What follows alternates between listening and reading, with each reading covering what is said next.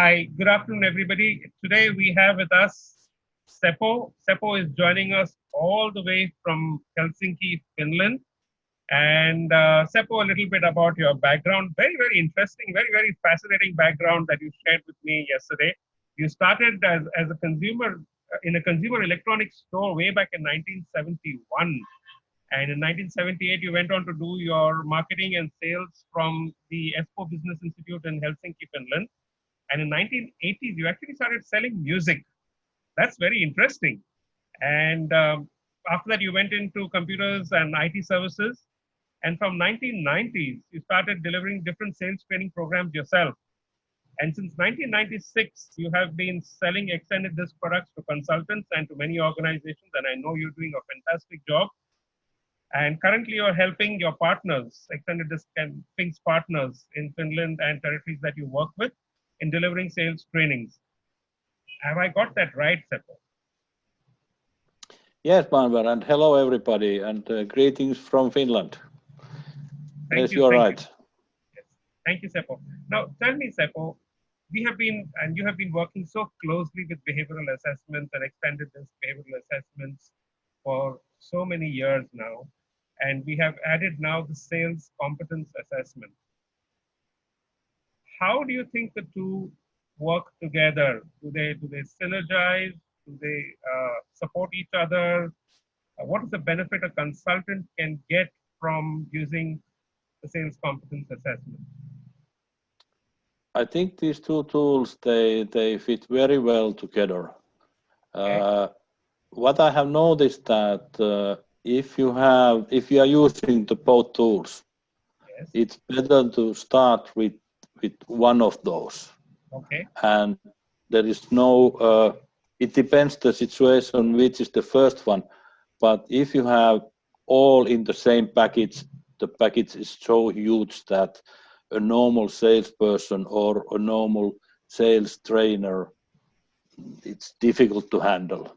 So from my point of view, it's good that one at a time and in smaller pieces so that people can get the benefit of each of them. Fantastic. Now, would you like to share some experience where you have used the sales competence assessment or suggested it to your consultants and they have used it with their clients? Yeah, for example, in technical sales, that's Right. just the latest one I have in my mind, where you have a lot of technical details, and very often those salespersons forget the selling process or the customer or things like that because there is so much technical details. Right. And it's a very good wake-up call to use a tool like sales competence assessment that, hey, in the selling there is also a lot of other things than just those technical small issues or technical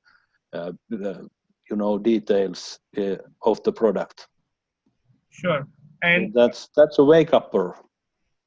Yeah. sure. And any competences in particular that the organization, the technical sales people, it hit them hard that oh wow, we've forgotten this one. Oh, it's so hard to say because salespersons, there are so many different kind of salespersons, and I think it's more depending on the individual.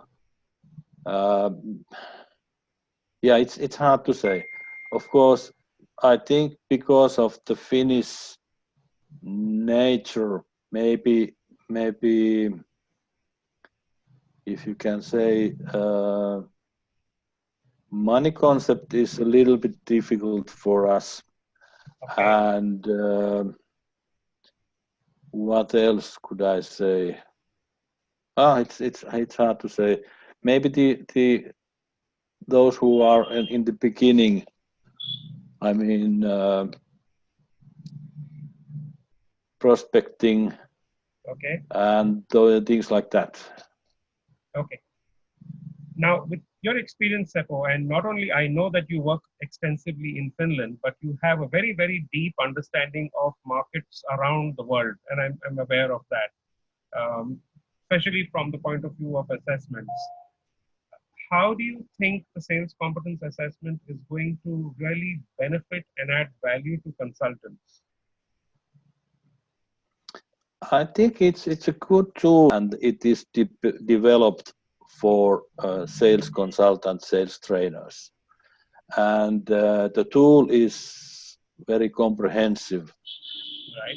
That is possible to go very deep in the sales process and how the salesperson acts in different situations. Right. So it gives you possibility to make a real sales training or sales a program where you really can learn something new, and it is not a one shot. It gives you possibility to build a process, and with that process you can really get some results, and that's why I think it's the best way. You can put them in smaller pieces, learn one thing at a time, maybe at the first step sales competencies, and then discussions, and then some coaching.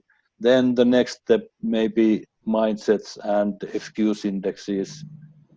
Again, a little bit more coaching, and then you still have the sales roles, and if you want to take then sales 18 based on an extended DISC personal analysis.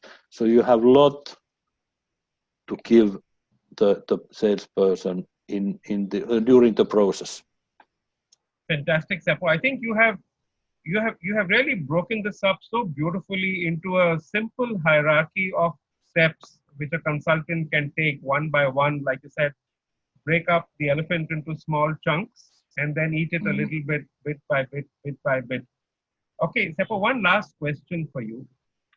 After you've been using the tool for some time, do you think there is any one feature or a set of features which really stand out as a hero, as a super thing which you are very passionate about, which you are very which you like a lot?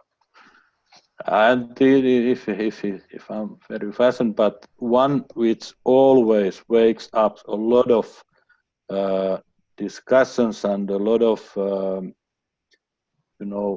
people are laughing is this excuse index, because that's really a simple thing that hey, they notice that hey, there is some situations when I'm not doing the sales work as much as I could.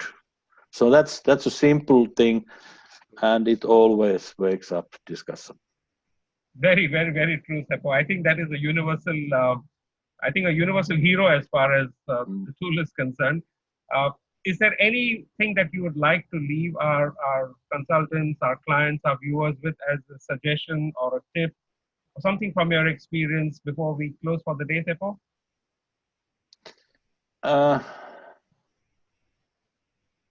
My main idea is that sales competence assessment is a very comprehensive, good tool, but it's only a tool, and to make the tool to be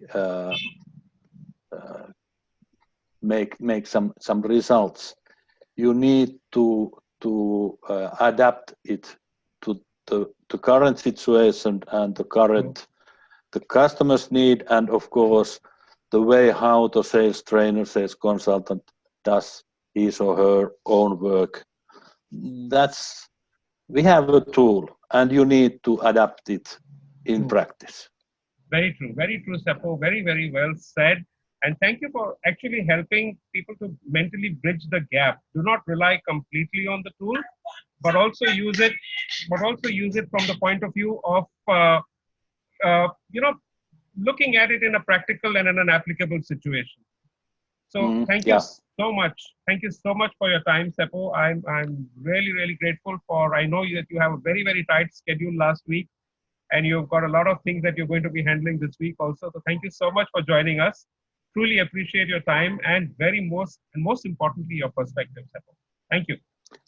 Thank you and very much, and greetings from the today's sunny, shining autumn day in Finland, about 7 degrees. So this is the best time of the year for me. Thank you. Thank you, Seppo. Take care. Bye-bye. Bye.